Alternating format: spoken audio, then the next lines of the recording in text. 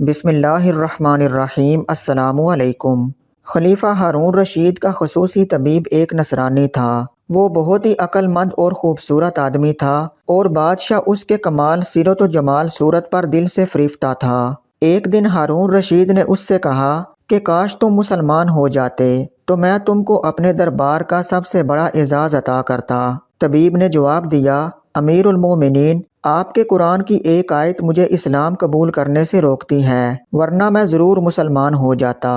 ہارون رشید نے حیران ہو کر دریافت کیا کہ وہ کون سی آیت ہے؟ طبیب نے کہا، کلمۃ القاہا الی مریم وروح من، یعنی حضرت عیسیٰ علیہ السلام اللہ کا کلمہ ہے جس کو اللہ تعالیٰ نے بی بی مریم کی طرف ڈال دیا اور وہ اللہ کی روح میں سے ہیں۔ یہ آیت کہنے کے بعد اس نے کہا، اس آیت میں روح من کا لفظ آیا ہے اور یہ من تبعیض کے لیے ہے، جس کا حاصل یہ ہوا کہ حضرت عیسیٰ علیہ السلام اللہ کا جزو اور اس کا ایک ٹکڑا ہیں۔ طبیب کی یہ بات سن کر ہارون رشید کو بڑا رنج و صدمہ ہوا اور اس نے اپنے دربار کے تمام علماء کو طلب کیا تاکہ طبیب کے اس شبہ کا ازالہ کریں، مگر درباری علماء اس شبے کا جواب دینے سے قاصر رہے اور ہارون رشید رنج و غم سے بے قرار ہو گیا۔ اتنے میں اسے پتہ چلا کہ مفسر علی بن حسین مروزی حج سے واپس ہوتے ہوئے بغداد میں ٹھہرے ہوئے ہیں۔ ہارون رشید نے فوراً انہیں اپنے پاس بلایا اور اس معاملے سے آگاہ کیا۔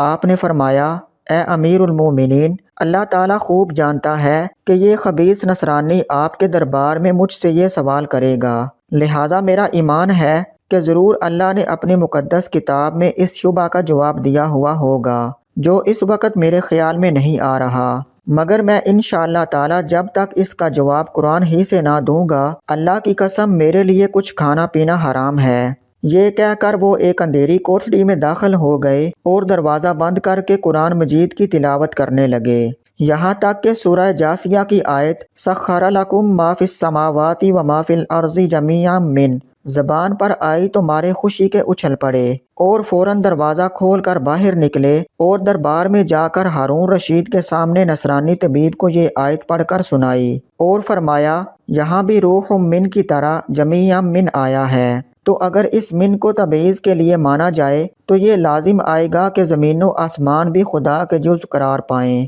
لہذا تم خوب سمجھ لو کہ روح من میں من تبعیض کے لیے نہیں ہے اور حضرت عیسیٰ علیہ السلام ہرگز خدا کے جزو نہیں ہیں بلکہ وہ زمین و آسمان کی طرح خدا کی مخلوق ہیں۔ علی بن حسین کی یہ نورانی تقریر سن کر نصرانی طبیب کا سینہ کھل گیا اور اس کا شبہ بالکل رفع ہو گیا اور وہ اسی مجلس میں کلمہ پڑھ کر مشرف با اسلام ہو گیا۔ ہارون رشید کو اس قدر خوشی ہوئی کہ اس نے علی بن حسین مروزی کو بڑے گراں قدر انعام و اکرام سے مالا مال کر دیا۔